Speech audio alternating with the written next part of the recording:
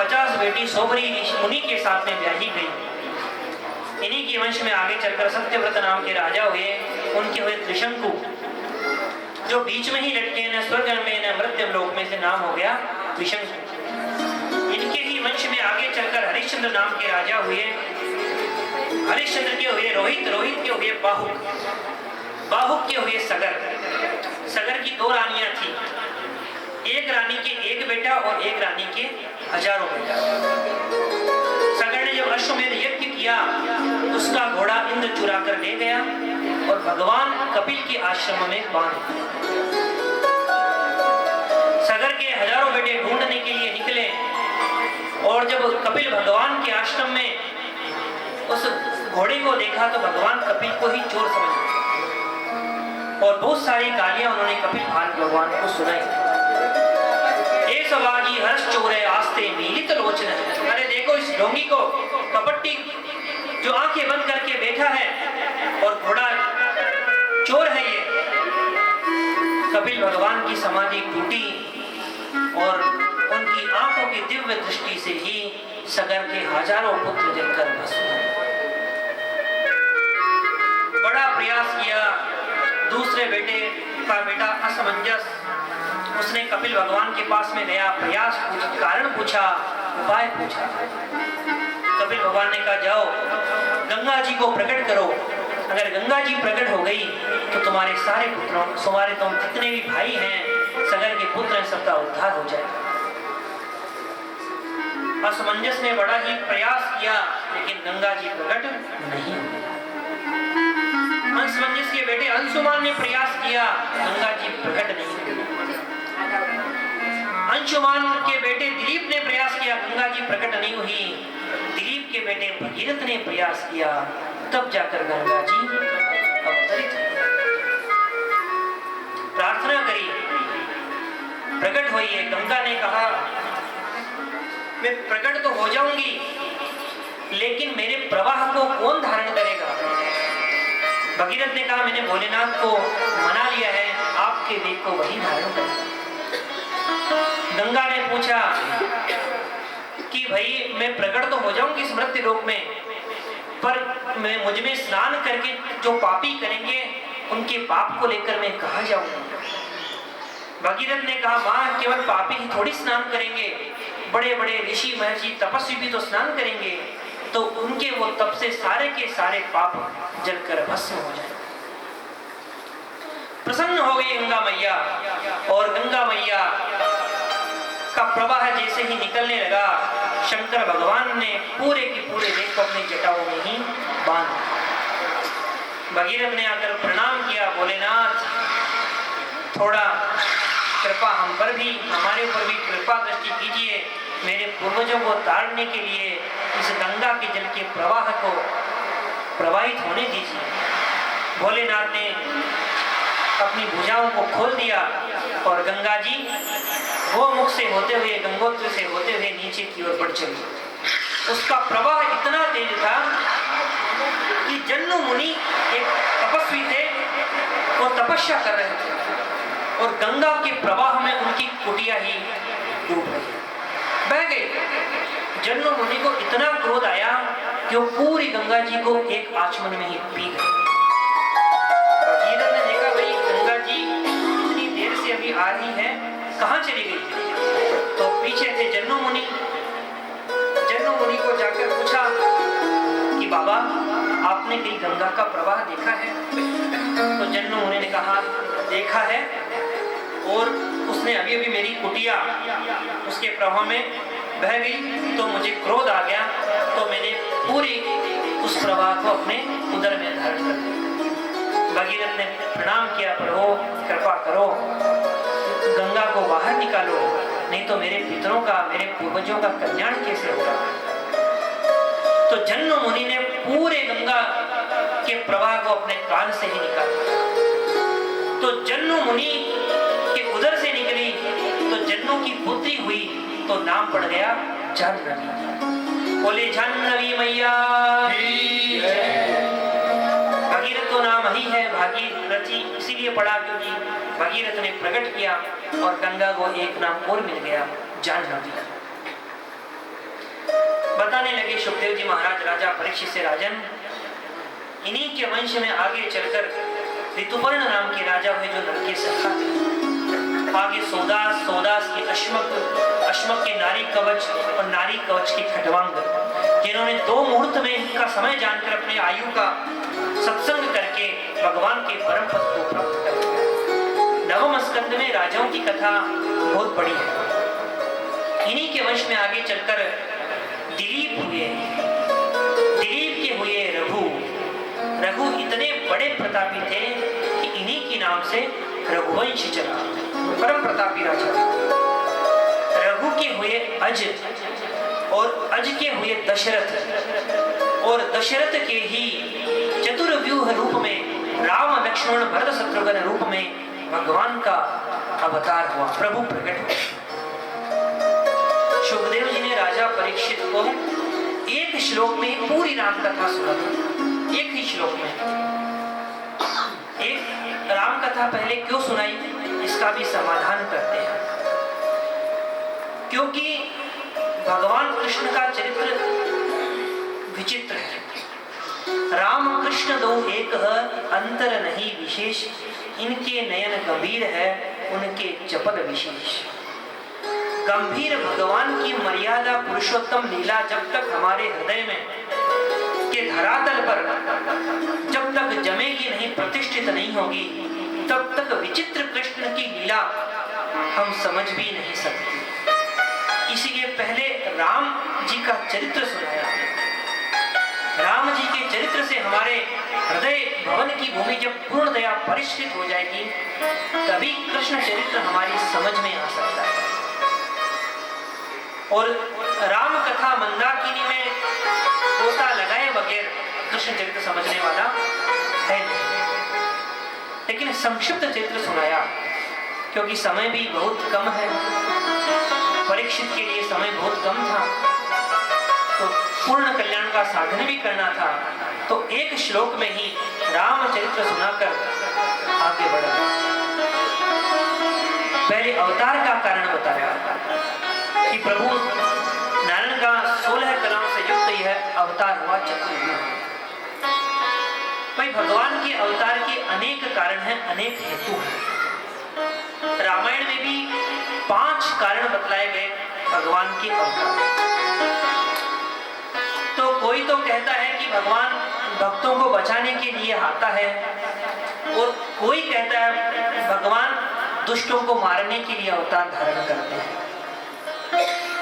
और कई संत तो कह देते हैं कि भगवान न तो मारने आते हैं न तारने आते हैं, भगवान तो वैकुंठ में बैठे बैठे बोर हो जाते हैं, इसलिए अवतार लेने आते हैं। क्योंकि भगवान भी सोचते हैं कि भाई हमारा भी कोई माता पिता होता, कोई हमें भी खरी कोटी सुनाता, तो हमें भी कितना अच्छा लगता। भाई वात्सल्य में कितना सुख है, इसका आनंद तो बाल्यकाल में ही मिल सकता है। तो भगवान भी सोचते हैं भाई हमें भी वात्सल्य का सुख लेना है। क्योंकि जब कोई बड़ा आदमी बन जाता है, बड़ा व्यक्ति, तो उसका भी मन करता है कई बार सामान्य जनों के बीच में बैठने के लिए, क्योंकि बड़ा व्यक्ति भी कई बार अपने बड़प्पन से बड़ा दुखी हो जाता है। तो भगवान ने भी विचार किया कि भाई हम भी इस वात्सल्य के सुख का आनंद लेंगे, पर लीला में ही सही बाप बनाने में थोड़ा संकोच तो लगता ही है। अगर आपका छोटा सा बालक खेल खेल में कहे कि चलो पिताजी खेल खेलते हैं, इस खेल में मैं आपका बाप बनूंगा और आप मेरे बेटे बनोगे, तो खेल खेल में भी ही बच्चे को बाप कहने में, पापा कहने में थोड़ी तो शर्म की तो अनुभूति होती है। तो ये तो हमारा बेटा है, इसको अपना पिता कैसे बोला। तो भगवान ने जन्म तो कई बार लिया, लेकिन माँ बाप किसी को नहीं बनाया। मत्स्य अवतार हुआ, वराह अवतार हुआ, नरसिंह अवतार हुआ, पर माँ बाप किसी को नहीं बनाया। जब मनु शत्रुपा ने तब करके भगवान से यही मांगा, चाहो तुम ही समान सुत, भगवान प्रसन्न हो गए, वाह हम भी तो यही चाह रहे थे, कोई हमें भी कहे बेटा बनने के लिए। तो भगवान ने कहा एक बार नहीं 3 बार तुम्हारा बेटा बनकर आया। पहली बार जब अदिति कश्यप बने तो भगवान वामन बनकर आए। भगवान बड़े प्रसन्न हुए, वाह कितना आनंद है। बचपन में तो बड़ा आनंद है भाई, नए नामकरण संस्कार हुआ, प्रभु का अन्नप्राशन संस्कार हुआ, देखो यज्ञोपवीत भी संस्कार हो रहा है, कितने बैंड बाजे बज रहे हैं, मंगल गीत गाए जा रहे हैं, मंगल गान हो रहे हैं, हमें भी भिक्षा का पात्र लेकर जाना पड़ रहा है भाई, बड़ा आनंद है इसमें तो। लेकिन जब 3 पैर भूमि का दान मांगा बलि से और 2 पैरों में जब संपूर्ण ब्रह्मांड को नाप दिया और विराट रूप में प्रभु प्रकट हुए, तो बेचारे कश्यप और अदिति तो हाथ जोड़कर खड़े हो गए, प्रार्थना करने लगे। भगवान ने सोचा रही तो सब गड़बड़ हो गया। अब अदिति कश्यप जब भगवान के उस विराट रूप को देखने के बाद में किसकी हिम्मत है कि भगवान का कान पकड़ ले, भगवान को डांट लगाया। तो भगवान ने सोचा भाई अब तो गड़बड़ हो गया, अब के जब अवतार लेंगे तो इस ऐश्वर्य को खूंटी पर ही टांग कर आएंगे। इस बार तो पूर्ण षोडश कला के साथ और पूर्ण वात्सल्य का आनंद लेना है, और अब के अवतार में तो मर्यादा पुरुषोत्तम लीला ही करनी है। तब प्रभु का यह अवतार होता है श्री राम अवतार। और पूर्व वरदानों के अनुरूप ही कौशल्या मैया के बेटा बनकर प्रभु अवतरित होते हैं। बड़ा ही सुंदर समय आता है, कृपा होती है प्रभु की। महाराज दशरथ की कोई संतान नहीं, यज्ञ हुआ, परम लाभ प्राप्त हुआ, और मां कौशल्या के समक्ष प्रभु प्रकट होते हैं। कौन सी तिथि है? नवमी तिथि है। नवमी तिथि मधुमास पुनीता, नवमी तिथि मधुमास पुनीता, शुक्ल पक्ष अभिजित हरिप्रीता, नवमी तिथि मधुमास पुनीता, नवमी तिथि मधुमास पुनीता, मध्य दिवस अति शीतल धामा, पावन काल लोक विश्रामा, मध्य दिवस अति शीतल धामा, पावन काल लोक विश्रामा, शीतल मंद सुरभि बहुबाहु, शीतल मंद सुरभि बहुबाहु, हर्षित सूर्य संतन मन चाहु, नवमी तिथि मधुमास पुनीता, शुक्ल पक्ष अभिजित हरिप्रीता। भगवान श्रीमन नारायण चतुर्भुज रूप में शंख चक्र गदा पद्मधारी मां कौशल्या के समक्ष प्रकट हो गए। जैसे ही इस रूप को देखा मां कौशल्या ने, तो मां कौशल्या तो प्रभु के समक्ष हाथ जोड़कर स्तुति करने लगी। भय प्रगति कृपाला, दीन दयाला, कौशल्या हितकारी, हर्षित महतारी, मुनि मनहारी, अद्भुत रूप विचारी, भय प्रगति कृपाला, दीन दयाला, कौशल्या हितकारी। बड़ी सुंदर स्तुति करी। भगवान ने कहा मां, इस बार मैं ये स्तुति सुनने नहीं आया हूँ, क्योंकि ये स्तुति तो मुझे वैकुंठ में ब्रह्मा से लेकर ब्रह्मादिक देवता केवल मेरी स्तुति ही तो करते हैं। इस बार तो मैं प्यार भरी व खरी खोटी बातें सुनने के लिए आया हूँ। मां कौशल्या ने कहा प्रभु, अगर खरी खोटी ही सुननी है, वात्सल्य का सुख लेना है, तो बेटा बनकर आइए, बाप बनकर मत आइए। आप तो पूरे बाप बने खड़े हैं। प्रभु ने पूछा कैसे मैया, क्या करूं मैं? कि पहले तो ये जो 4 हाथ है ना, इन चारों हाथों को मैं 2 हाथ गायब करूं, क्योंकि 2 हाथ का ही बच्चा इस मृत्यु लोक पे होता है। भगवान ने 2 हाथ गायब कर दिए। बच्चे कभी भी बंदूक लिए पैदा नहीं होते हैं। तो ये जो शंख चक्र गदा पद्म लेकर आए हो ना, इनको भी बाहर फेंको। पुनी बोली सोमती डोली तजहु ताकी यह रूपा की जैसी सुनीना अति प्रिय सीना यह सुख परम अनुपा। माता पुनी बोली सोमती डोली तजहु ताके यह रूपा की जैसी सुनीला अति प्रिय सीला यह सुख परम अनुपा। भगवान ने कहा मैया अब तो ठीक है। मैया ने कहा हाँ पहले से तो ठीक है। भगवान 2 हाथ के हो गए, भगवान बिना शंख चक्र गदा पद्म के भी हो गए और भगवान अब छोटे से शिशु बनकर मैया की गोद में आ गए। तो मैया अब तो ठीक है। मैया ने कहा नहीं नहीं, ये मुस्कुराना बंद करो और रोना चालू करो। भगवान ने कहा भाई क्यों, मेरे ऊपर क्या संकट आया कि मैं रोऊं? तो मैया ने कहा रोने वाली बात है, रोना ही पड़ेगा, क्योंकि अगर रोए नहीं तो सारे घर वाले रोने लग जाएंगे कि बालक अभी तक रोया नहीं। इसलिए हंसना छोड़ो, मुस्कुराना और अब रोना शुरू करो। सुनि वचन सुजाना रोदन ठाना होई बालक सुनि भूपा।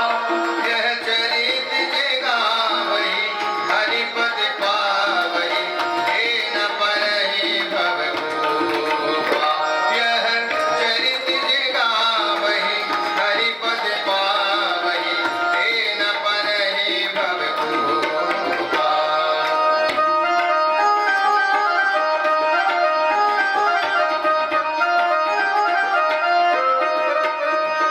सीता राम राम राम सीता राम राम राम सीता राम राम राम सीता राम राम राम सीता राम राम राम सीता राम राम राम सीता राम राम राम सीता राम राम राम सीता राम राम राम सीता राम राम राम सीता राम राम राम सीता राम राम राम। सुन शिशु रुदन परम प्रिय वाणी।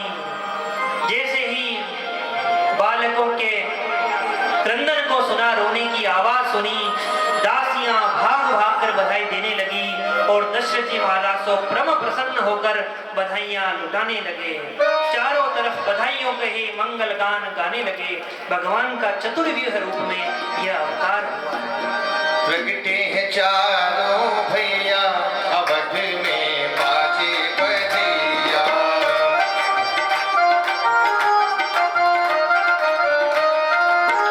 प्रगटे हैं चारों भैया अवध में बाजे बधैया। बाजे बधैया बाजे बधैया बाजे बधैया बाजे बधैया।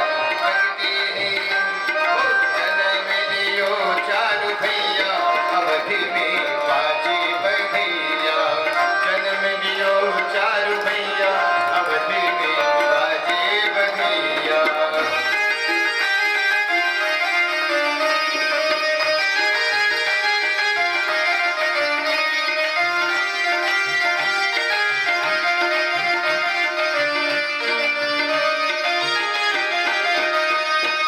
ब्रह्मा भी नाचे विष्णु भी नाचे।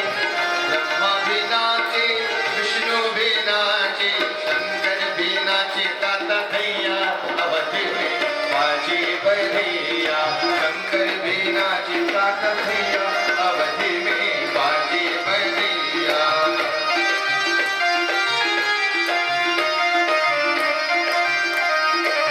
जन्म लियो चारों भैया अवधि में बाजे बधैया। अवधि में बाजे बधैया। अवधि में बाजे बधैया। बोले राघवेंद्र सरकार सरकार की जय। प्रभु श्री राम का अवतार हुआ चतुर्व्यूह रूप में। धीरे धीरे प्रभु बड़े होने लगे और जब त्रेता युग में प्रभु का अवतार रामावतार बड़ा ही दिव्य है, लेकिन उस समय में एक महर्षि हैं विश्वामित्र, जो बड़े बड़े यज्ञ करने का प्रयास करते हैं, पर उनके सारे यज्ञ निष्फल हो रहे हैं। क्यों? देखिए, हम कोई भी शुभ कार्य करते हैं, शुभ कार्य हमने किया और वह कदाचित अगर पूरा नहीं हुआ, सफल नहीं हुआ, तो कोई कहेगा कि भाई लगता है मुहूर्त अच्छा नहीं था, मुहूर्त ढंग से नहीं निकाला, इसलिए कदाचित कार्य सफल नहीं हुआ।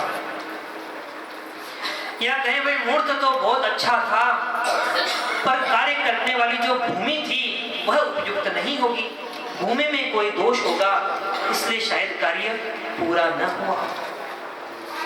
या कहते मुहूर्त भी बहुत अच्छा था, भूमि भी बहुत अच्छा था, पर लगता है पैसा 2 नंबर का लगा था, इसीलिए शुभ कार्य पूरा नहीं हुआ। और कई जगह तो देखने में आता मुहूर्त भी बढ़िया, भूमि भी बढ़िया और धन भी 1 नंबर का, पर लगता है शायद भाव खराब हो, जबरदस्ती करवा रहा होगा, इसीलिए शुभ कार्य पूरा नहीं हुआ। लेकिन विश्वामित्र जी के तो आश्रम में हर व्यवस्था है, क्या उन्हें मुहूर्त निकालना नहीं आता? जो विश्वामित्र दूसरी सृष्टि कर सकता है, क्या उसे मुहूर्त निकालना नहीं आता? मुहूर्त भी बहुत अच्छा है, सारी की सारी व्यवस्था बहुत अच्छी है, फिर भी यज्ञ सफल नहीं हो रहे। सुबाहु और मारीच आते हैं और यज्ञ को तहस नहस करते हैं। कौन है सुबाहु? सुबाहु माने अभिमान और मारीच माने कपट।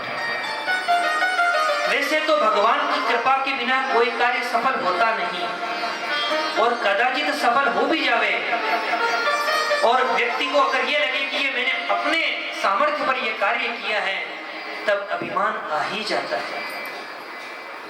और अभिमान का ही सगा भाई है कपट। सुबह मारीच रूप में अगर अभिमान आया तो कपट ही आ ही जाता है।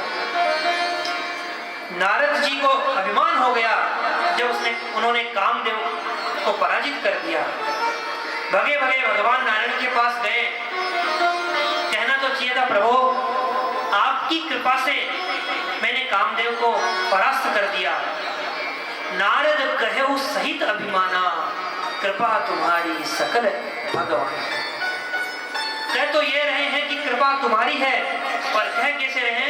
अभिमान के साथ, क्योंकि जहां जहां अभिमान आता है वहां कपट आ ही जाता है।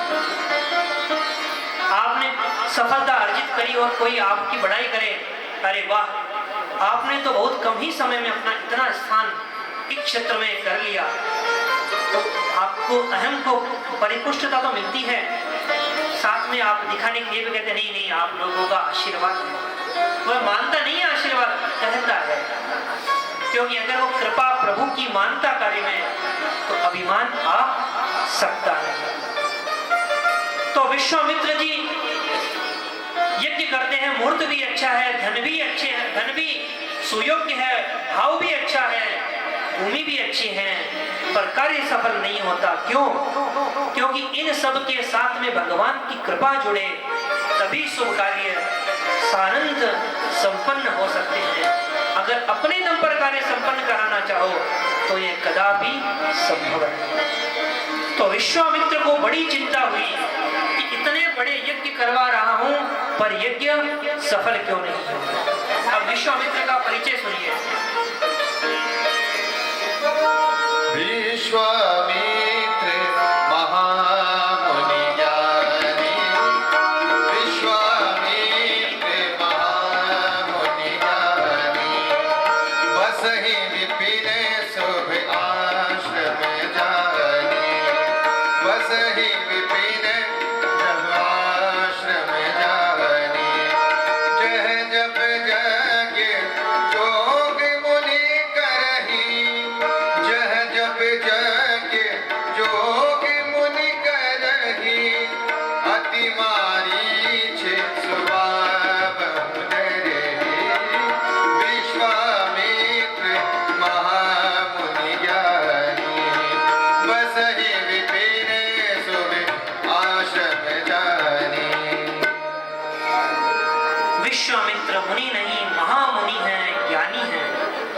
ही विपिन शुभ आश्रम कैसा है?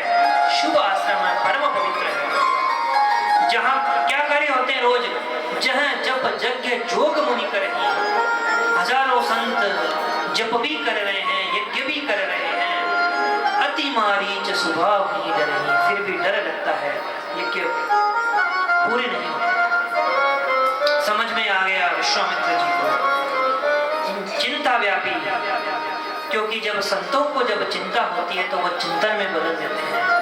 समझ गए अब तो प्रभु प्रकट हुए हैं, उन प्रभु की कृपा के बिना मेरे यज्ञ सफल नहीं हो सकते। पहुंच गए राजा दशरथ के पास अयोध्या और कहने लगे, प्रभु आपके यहाँ 4 पुत्र हैं तो 2 पुत्र मुझे दीजिए, राम और लक्ष्मण। दशरथ जी ने कह दिया, गुरुवर प्राण दे दूंगा लेकिन अपने पुत्र राम को नहीं दे सकता, राम देत नहीं बने गोसाई। वशिष्ठ जी से निवेदन करते हैं विश्वामित्र जी कि आप ही कुछ हमारी सिफारिश कीजिए। वैसे तो शास्त्र में लिखा है वशिष्ठ जी और विश्वामित्र जी की आपस में कभी नहीं पड़ी, कभी प्रेम नहीं था, ब्रह्मर्षि कहलाने के लिए दोनों में द्वंद्व चलता रहा। लेकिन आज विश्वामित्र जी कहते हैं कि वशिष्ठ जी सिफारिश कीजिए, राजा दशरथ को समझाइए कि वो अपने पुत्र मुझे सौंपे ताकि मेरे यज्ञ की रक्षा हो। तब वशिष्ठ बहुविधि समझावा, तब वशिष्ठ बहुविधि समझावा, नृप संदेह नास कह पावा, नृप संदेह नास कह पावा, तब वशिष्ठ बहुविधि समझावा, नृप संदेह नास कर पावा। वशिष्ठ जी ने समझाया, राजा दशरथ तुम्हारे यहाँ एक भी बेटा नहीं थे, 4 बेटा हुए, किसके आशीर्वाद से? दशरथ संतों के आशीर्वाद से। तो वशिष्ठ ने अच्छी बात है, तो 2 पुत्र अपने पास रखो और 2 पुत्र विश्वामित्र जी के पास भेजो। फिर समझाया, देखो राजन, संतों के सानिध्य में बच्चे संस्कारवान बनते हैं, इनमें संस्कार देने के लिए आपको संतों के पास भेजना चाहिए।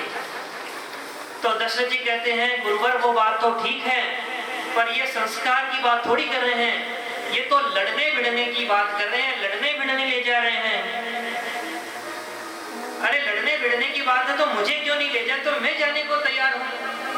वशिष्ठ जी फिर समझाते, राजन अगर आप जाओगे आप सबको मार दोगे, ये मुझे भी पता है, लेकिन आप केवल मारोगे और अगर भगवान ये राम गया तो न केवल मारेगा बल्कि तार के भी आएगा, क्योंकि आप मारोगे समस्या फिर खड़ी, फिर जिंदा हो जाएंगे, लेकिन प्रभु गए तो मार कर भी आएंगे और तार कर भी आएंगे।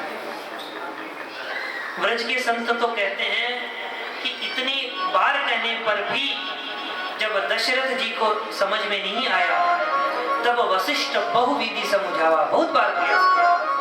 संत कहते हैं फिर कान में जाकर बहू की विधि समझाई, क्यों राजन राम को भेजो और बहू लेकर साथ में आएगा। तब दशरथ जी, अरे ये बात है तो पहले क्यों नहीं बताया महाराज, हमने कब मना किया है। तब राम जी और लक्ष्मण जी को विदा किया राजा दशरथ। तो विश्वामित्र जी राम और लक्ष्मण को लेकर अपने यज्ञ की रक्षा करने हेतु चल पड़े। रास्ते में एक भयंकर आवाज सुनाई। राम जी ने पूछा, गुरुजी ये इतनी जोर जोर से आवाजें किसकी आ रही है? विश्वामित्र का चुप, ये इस समय ताड़का बहुत बड़ी राक्षसी है, ये सो रही है, तो बिल्कुल भी विक्षेप मत करना, ये उसकी खर्राटों की ही आवाज है। राम जी तो जोर जोर से चिल्लाने लगे, गुरुजी हमें तो ताड़का दिखाओ, हमें तो ताड़का देखनी है। विश्वामित्र जी ने सोचा, उनके मन में चिंतन आया, अरे ये तो इतने सुकुमार बालक हैं, इनको मैं यज्ञ की रक्षा के लिए ले जा रहा हूँ, क्या ये यज्ञ की रक्षा कर पाएंगे?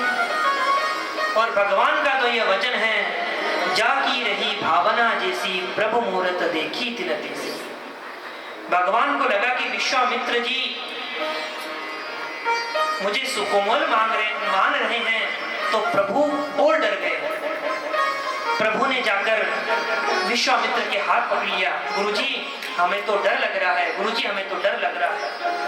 इतनी बातों ही बातों में अब तो ताड़का की नींद खुल गई और सुन ताड़का क्रोध भरदाई, क्रोध करते हुए मुंह फाड़ते आने लगी तो बड़ी जोर से डर गए और भगवान राम तो रोने लगे।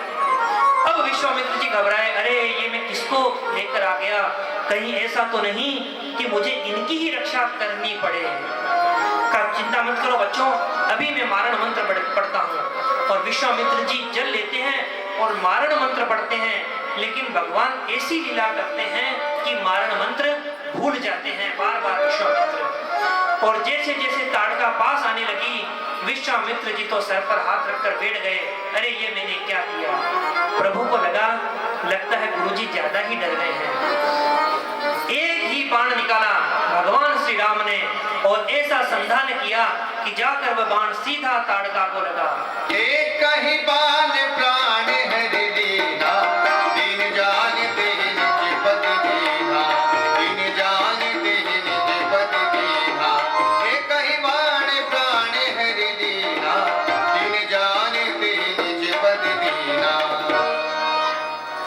एक ही बाण से ताड़का का वध कर दिया।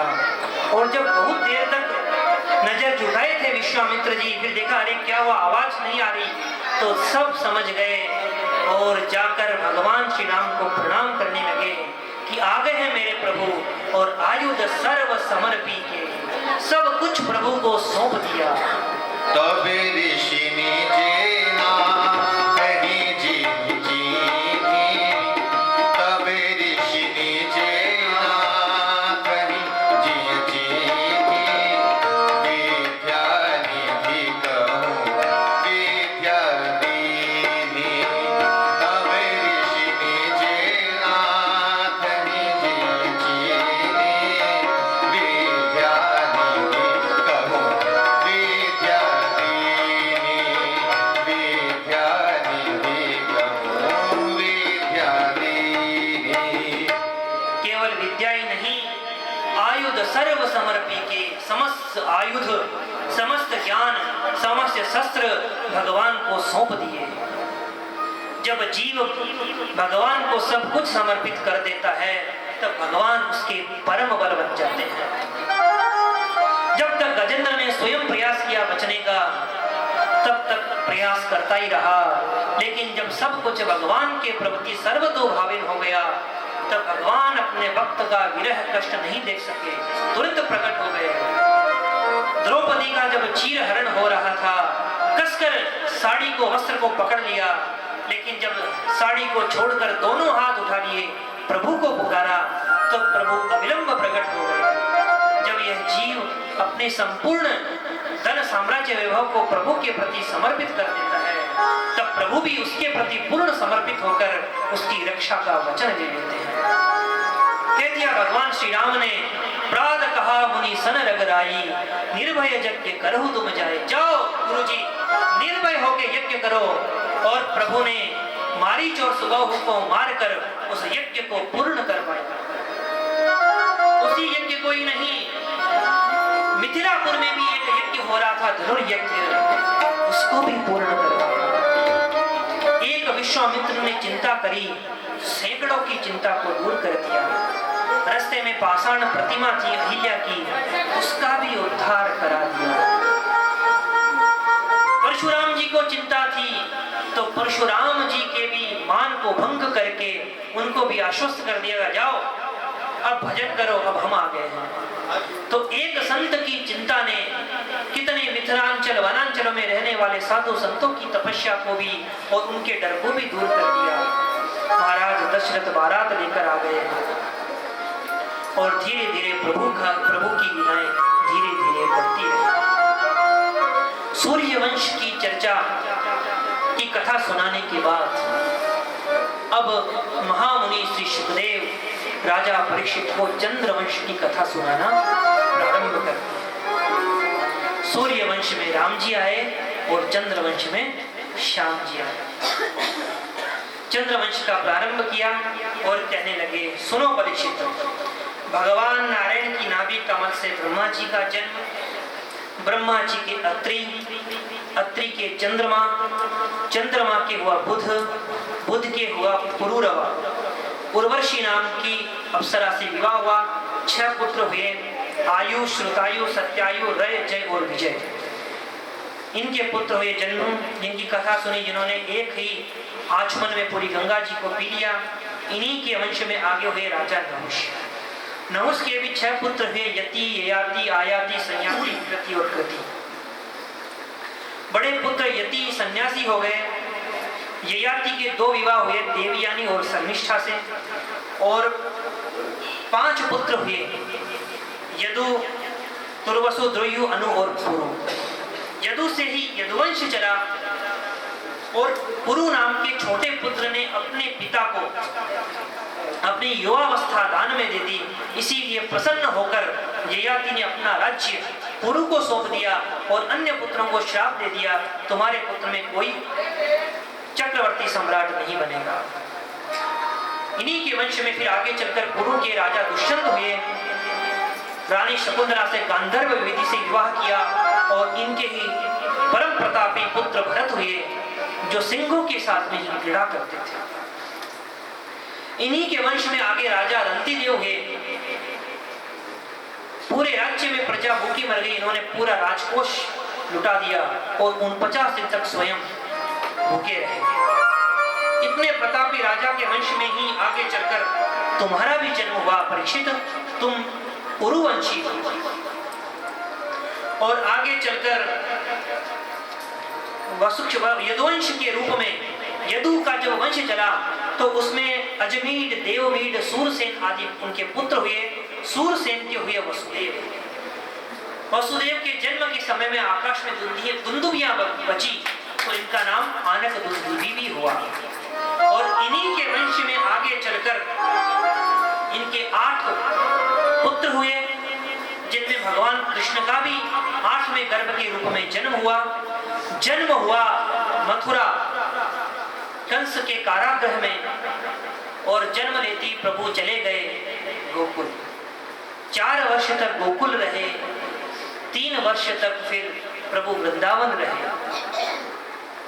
प्रभु की लीलाएं आगे बढ़ी, बढ़ती बढ़ती प्रभु मथुरा पहुंच गए, कंस का वध किया। कंस का वध करने के पश्चात प्रभु 14 वर्ष तक मथुरा रहे और फिर 25 वर्ष की अवस्था में द्वारिका समुद्र के बीच बसाई। द्वारिका में 100 वर्षों तक प्रभु रहे। यह लीला गई। प्रभु के 7 विवाह हुए, 7 पटरानियां, और कुल मिलाकर प्रभु के 16,108 विवाह हुए। प्रत्येक रानी से 10-10 बेटा हुए। इतने लंबे चौड़े परिवार में प्रभु रहते थे। बड़ी उनकी सुंदर दिनचर्या थी और 125 वर्ष तक इस धराधाम में रहने के बाद में प्रभु ने अपनी लीला स्मरण करके परम धाम को चले। बोलो कृष्णचंद्र भगवान की जय। परीक्षित ने पूछा, महाराज हो गई कृष्ण कथा? सुखदेव जी ने कहा, कृष्ण कथा पूरी। परीक्षित ने शिकायत की, प्रभु सारी की सारी कथाएं इसीलिए तो संक्षिप्त में सुनी हैं ताकि आप कृष्ण कथा का थोड़ा विस्तार करो। परीक्षित को पूछा सुखदेव ने, अरे परीक्षित, तेरी इतनी अभिलाषा क्यों है कृष्ण चरित्र सुनने की? परीक्षित महाराज कहते हैं, गुरुवर कहां तक गिनाऊं? उन प्रभु श्री कृष्ण का मेरे दादा अर्जुन के साथ में बहुत संबंध थे। रथी सारथी, गुरु शिष्य, साले बहनोई, अनेक संबंध थे। और गुरुवर विशाल सेना उन कौरवों की, इतनी विशाल समुद्र की तरह, जिसमें विश्व पितामह है, गुरु द्रोणाचार्य, गुरु कृपाचार्य, जिसे भयंकर मगरमच्छ उस सेना में थी। लेकिन उन प्रभु कृष्ण का आश्रय लेने से उस इतने बड़े सैन्य सागर को ऐसे पार कर गए पांडव, जिस प्रकार को गाय के खुर को पार कर गए। और मैं कहां तक गिनाऊं। जब मेरा जन्म भी नहीं हुआ, मैं मां के गर्भ में था, अश्वत्थामा ने ब्रह्मास्त्र चलाया मुझे मारने के लिए। तब प्रभु कृष्ण मेरी मां के गर्भ में गए और ब्रह्मास्त्र से सुदर्शन चक्र के द्वारा मेरी रक्षा करी। जीवन दाता से बड़ा और क्या संबंध हो सकता है भला? वो तो मेरे जीवन दाता हैं। कहां तक संबंध गिनाऊं मैं? गुरुवर, एक ही गर्भ में रहने के कारण दो भाई सहोदर कहलाते हैं। तो जिस गर्भ में मैं रहा उस गर्भ में प्रभु पधारे, इस नाते प्रभु भी मेरे भाई हो गए, सहोदर हो गए। इसलिए कृपा करके मेरा समाधान कीजिए। मेरे अनेक प्रश्न हैं। मैं यह भी सुनना चाहता हूं कि मां कहने में ही कितनी ममता उमड़ती है। ममत्व झलकता है मां कहने में ही। तो जिसके आगे दो मां लगते हैं, ऐसे मामा कंस का वध क्यों किया प्रभु ने? मैं यह भी सुना है कि बलराम जी रोहिणी मां के पुत्र थे और देवकी मां के भी पुत्र थे। तो एक बलराम जी दो मां के पुत्र कैसे हो गए? यह बात सुनने की मेरी बड़ी अभिलाषा है। परीक्षित से कहा राजन, सुखदेव जी ने, अरे राजन, आज 4 दिन पूर्ण हो रहे हैं, कुछ खा लो पी लो। इतने दिन हो गए, भूख लग गई होगी, प्यास लग गई होगी। परीक्षित ने हाथ जोड़कर कहा, गुरुवर, आप मेरी भूख प्यास की चिंता मत कीजिए, क्योंकि आपके श्रीमुख से जो भगवान के चरित्रों के जो पावन कथा का झरना बह रहा है, उनको बांध करके मेरी भूख प्यास सब मिट गई है। मुझे किसी की आवश्यकता नहीं है। मुझे तो अब कृष्ण चरित्र सुनने की ही भूख है और उसी को सुनने की प्यास है। गदगद हो गए राजा सुखदेव मुनि। अरे वाह! प्रसन्न हो गए सुखदेव मुनि और अब प्रश्नों का समाधान करते हुए कहते, सुनो परीक्षित, जब इस धरातल पर कंस और जरासंध जैसे राजा पापाचारण करने लगे, तो पृथ्वी पापियों से पीड़ित होकर समस्त देवताओं के साथ मिलकर ब्रह्मा जी के संग प्रभु के पास गई। तब प्रभु ब्रह्मा जी के हृदय में प्रकट हो गए और ब्रह्मा जी को आदेश दिया। ब्रह्मा जी ने समस्त देवताओं का, देवताओं, प्रभु ने मुझे आज्ञा दी है, जाओ धीरे धीरे अपना अवतार लेना ब्रज भूमि में प्रारंभ करो, क्योंकि कुछ ही समय बाद प्रभु का अवतार ब्रज भूमि में होने वाला है। वसुदेव गृहे साक्षात भगवान पुरुष पर है। भगवान पुरुषोत्तम वसुदेव जी के घर में अब प्रकट होने वाले हैं। जाओ, तो आप सभी कोई गोपी बनो, कोई ग्वाल बनो और अवतार बनो। परम पावन नगरी इधर पुरी में निवास हुआ प्रभु का। 7 ऐसी नगरी है जहां पर मोक्ष नगरी है। अयोध्या, मथुरा, माया, काशी, कांची, अवंती। तो यही मथुरापुरी है जहां के राजा हैं उग्रसेन महाराज। परम पवित्र प्रभु में सदैव लीन हैं, लेकिन इनका जो पुत्र है कंस, वो बड़ा ही दुष्ट और निर्दयी है, बुद्धिमान भी है और बलवान भी है। ये किसी भी राक्षस से कुश्ती लड़ता तो एक शर्त रखा कि अगर मैं हार गया तो मैं तेरा चेला, और अगर तू हार गया तो तू मेरा चेला।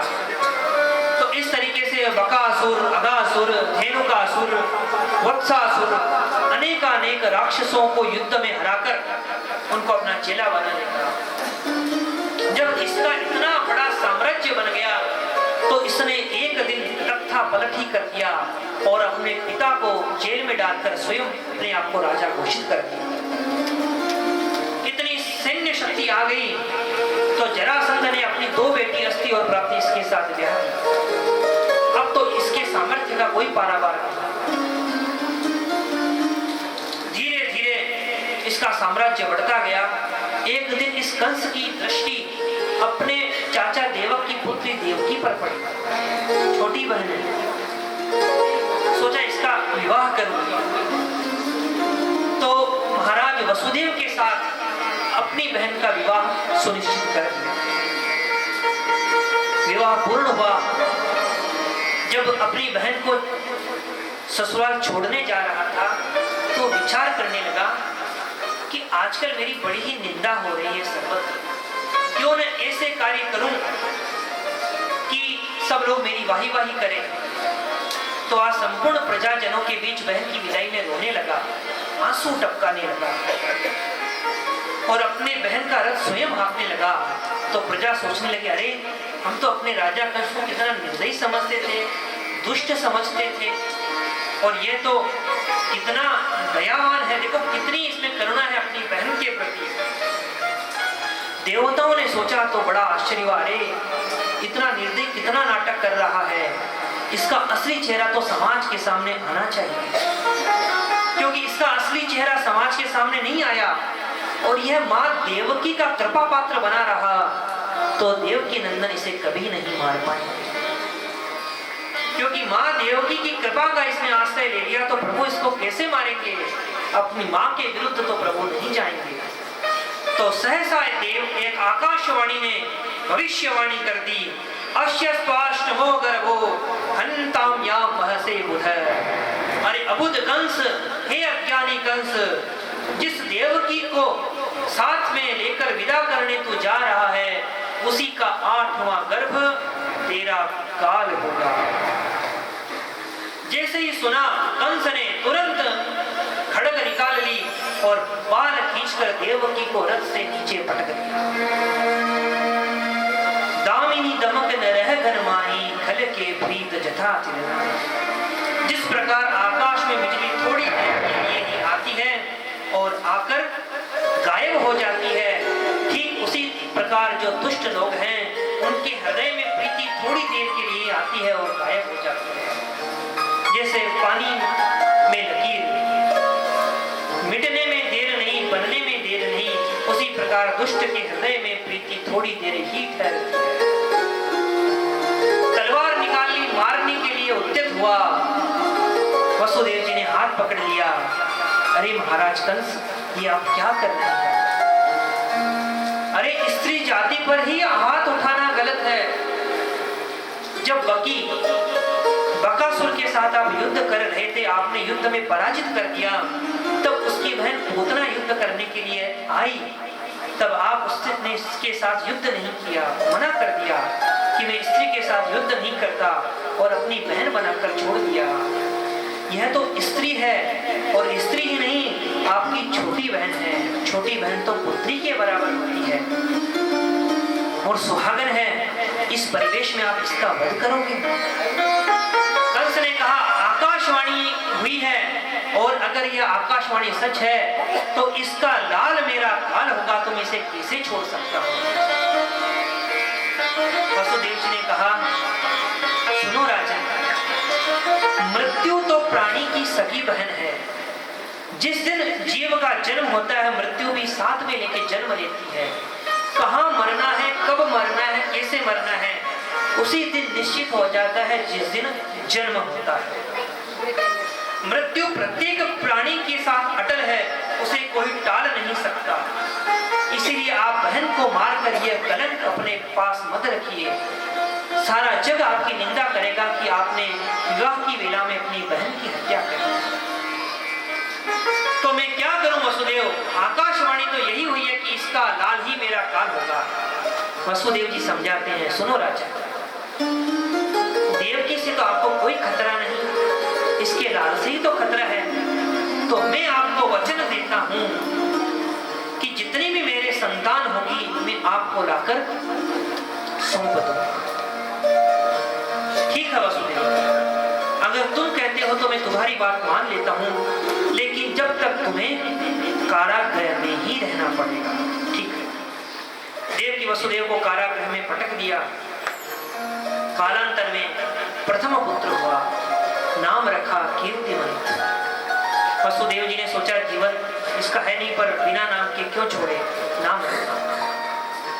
लेकर गए महाराज कंस के पास में, लो महाराज, यह मेरा प्रथम पुत्र है कीर्तिमंत।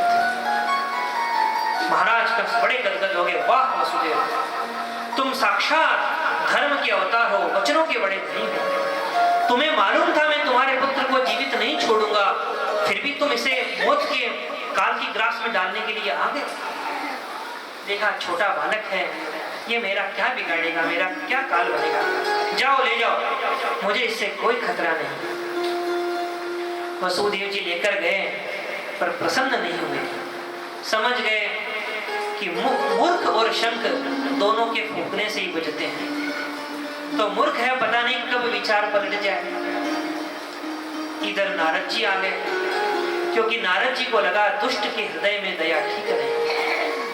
जब तक बाल हत्या नहीं करेगा तब तक इसके पापों का घड़ा भरेगा नहीं।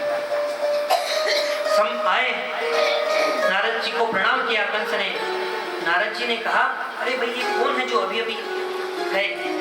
कंस ने कहा, बहनों ही हैं, पहली संतान लेकर आए थे।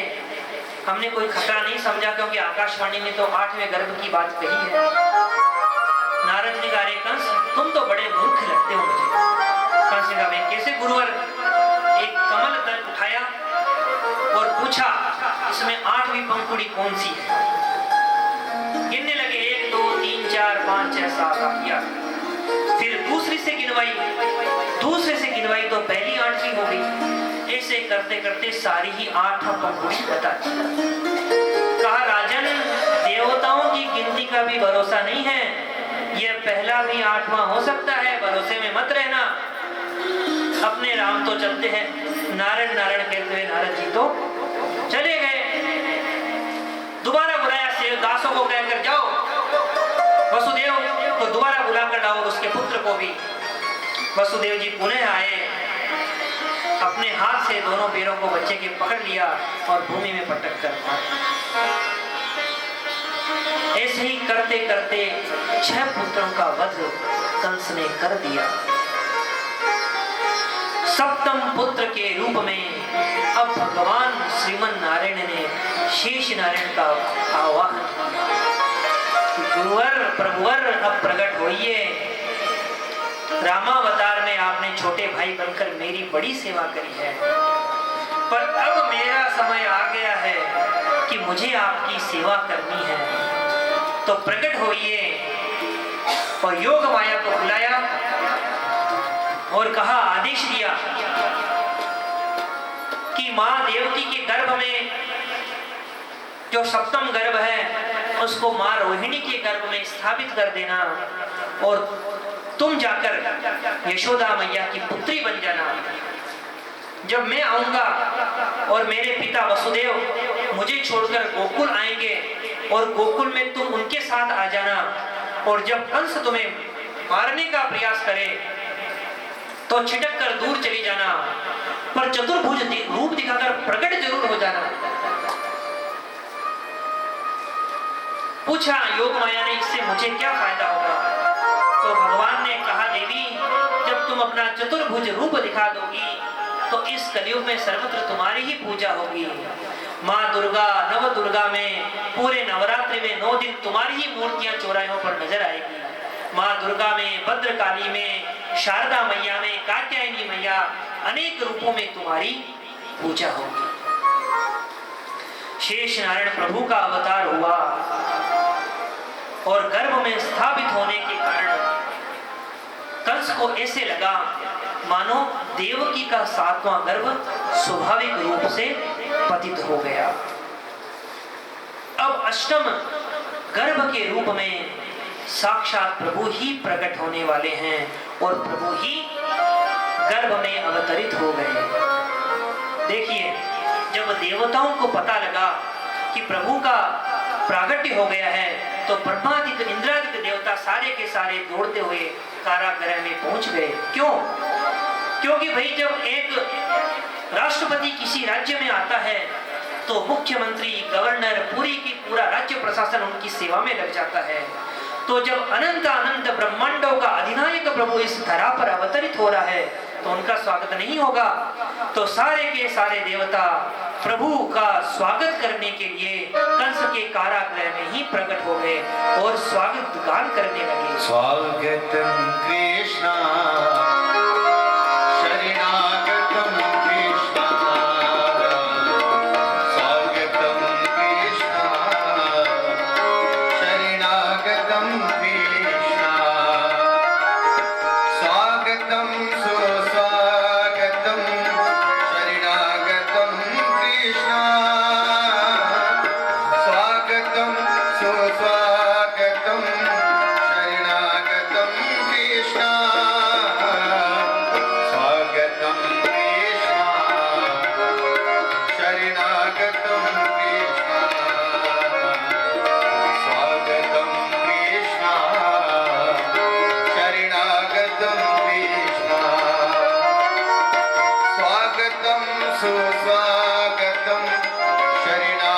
स्वागतं कृष्ण स्वागतं सुस्वागतं शरणागतं कृष्ण स्वागतं कृष्ण शरणागतं कृष्ण स्वागतं कृष्ण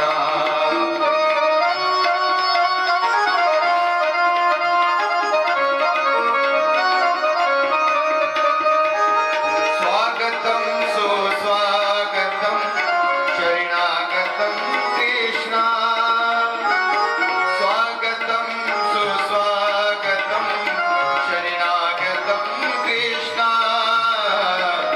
स्वागतं कृष्ण शरणागतं कृष्ण स्वागतं कृष्ण शरणागतं कृष्ण स्वागतं सुस्वागतं शरणागतं कृष्ण स्वागतं सुस्वागतं शरणागतं कृष्ण स्वागतं कृष्ण शरणागतं कृष्ण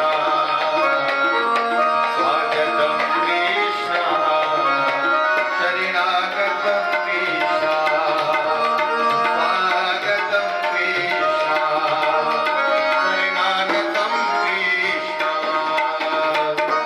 बोलिए कृष्णचंद्र भगवान भगवान की जय सारे के सारे देवताओं ने स्तुति करी। सत्य पतम सत्य परम त्रिसत्यम सत्यस्य योनिम निहितम च सत्ये। बारंबार प्रभु की सत्य सत्य कहकर प्रार्थना करने लगे प्रभु से। क्यों कहा बार बार सत्य? क्योंकि प्रभु का अवतार तो हो रहा है वहां पर जहां पर प्रभु को जिनको मारना है वो सारे के सारे सगे संबंधी हैं। इसलिए कहीं सगे संबंधी समझकर प्रभु छोड़ न दे, इसीलिए उनकी प्रतिज्ञा याद दिला रहे हैं। आपकी प्रतिज्ञा है यदा यदा हि धर्मस्य ग्लानिर्भवति भारत। जब मैं जन्म लेता हूँ तो अधर्म का नाश कर देता हूँ, पापियों का नाश कर देता हूँ। तो कहीं मामा समझकर फूफा समझकर कहीं छोड़ न दे, इसलिए बार बार देवता सत्य सत्य कहकर प्रभु की पूजा कर रहे हैं, प्रभु को याद कर रहे हैं, प्रभु का स्मरण कर रहे हैं। सारे के सारे देवता प्रभु को याद करके स्वागत गान करके स्तुति करके चले। धीरे धीरे समय बढ़ता गया और धीरे धीरे समय आया। भाद्रपद का महीना आया, कृष्ण पक्ष आया, अष्टमी तिथि आई, बुधवार आया, श्री हर्षण नाम का योग आया। अथ सर्व गुणोपेतः कालः परम शोभनः। यहाँ से कृष्ण भगवान की कथा सुनाना प्रारंभ करी और अथ शब्द प्रयोग किया। अर्थ शब्द हमेशा किसी भी ग्रंथ के प्रारंभ में लगता है, पर यहाँ शुकदेव जी ने लगाया है बीच में। मानो कहना चाहते हैं अभी तक जो सुनाया वह केवल इस कृष्ण कथा की भूमिका थी, मानो असली कथा तो अब प्रारंभ हुई है। श्रीमद् भागवत की परम कथा असली कथा अब प्रारंभ हुई है, इसलिए अथ शब्द प्रयोग किया। देखिए वैसे तो भाद्रपद के महीने में कालः परम शोभन है, काल हमेशा भयावह दिखता है, लेकिन आज काल भी परम शोभन लगने लगा। भाद्रपद के महीने में जो जल है नदियों का, सरोवरों का, जलाशयों को, वो बारिश के कारण मटमेला हो जाता है, लेकिन आज यह जो जल है यह परम मनोहर दिखाई दे रहा है। स्वच्छ जल हो गया, पूरा सारे सरोवर, समुद्र का जल, नदियों का जल सब स्वच्छ हो गया, पावन हो गया।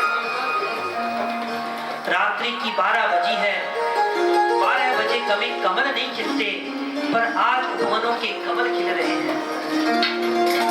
अष्टमी को चंद्रमा आधा दिखाई देता है, लेकिन आज चंद्रमा भी पूर्ण कांति युक्त खिल रहा है। यज्ञों की अग्नियां, अग्निहोत्रों की अग्नियां स्वयं प्रज्वलित हो गई, स्वयं जलने लगी।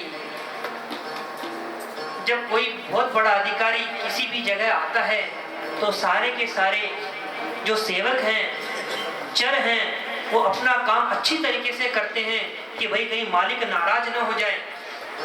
कहीं मालिक अगर क्रोधित हो गए तो कुछ भी हो सकता है। तो जितने भी ग्रह नक्षत्र हैं, भुवन हैं, उन्होंने अपने नियम को, सारे के सारे नियमावलियों को तोड़ दिया। और भाद्रपद मास की अष्टमी को रात्रि को 12 बजे ठीक प्रभु देवकी के पास प्रकट हो गए। तमद्भुतं बालकमम्बुजेक्षणं चतुर्भुजं शङ्खगदायुधायुधं श्रीवत्सलक्ष्मं कलशोभिकौस्तुभं पीताम्बरं सान्द्रपयोधसौभगम्। तमद्भुतं बालकमम्बुजेक्षणं, उस अद्भुत बालक को देखा। शंख चक्र गदा पद्मधारी उस बालक को देखकर देवकी मैया और वसुदेव तो हाथ जोड़कर खड़े हो प्रार्थना करने लगे। देवकी मैया तो अद्भुत रूप देखकर आनंद विभोर हो गई। वसुदेव जी ने भी बड़ी सुंदर स्तुति करी। हे परकृति से अलग पुरुषोत्तम प्रभु, मैं आपको प्रणाम करता हूँ। देवकी मैया ने कहा, अरे मेरा भैया आ जाएगा, ये स्तुति करना बंद करो। भगवान कहते हैं, मैया तुम डरो मत, अभी मैं शंख चक्र गदा पद्म लेकर आया हूँ। अगर अभी मामा जी आ गए तो अभी उनको गोविंदाय नमो नमः कर दूंगा। अभी डरने की जरूरत नहीं है, पर जब मैं बालक बन जाऊं तब मेरी रक्षा करना, तब मुझे बचाना। तब तो माँ देवकी ने भी बड़ी सुंदर स्तुति करी और कहने लगी, प्रभु मुझे तो विश्वास ही नहीं होता कि जो सर्व उर्वासी है, जिसके रोम रोम में अनंत ब्रह्मांड समाये हुए हैं, जो प्रलय के समय में सारी सृष्टि को, सारी प्रकृति को अपने अपने पेट में धरकर सो जाता है, वह अखंडानंद अनंतानंद ब्रह्मांड का आदिनायक प्रभु आज मेरे उदर में कैसे समा गया, यह तो मुझे विश्वास नहीं होता। यही तो बात कही, यही बात माँ कौशल्या ने कही। ब्रह्मांडिनी काया निर्मित माया, रोमे रोमे प्रतिवेद कहे। ब्रह्मांडिनी काया निर्मित माया, रोमे रोमे प्रतिवेद कहे। सो अमरवासी यह उपहासी, सुनत धीर मति धीर ना रहे।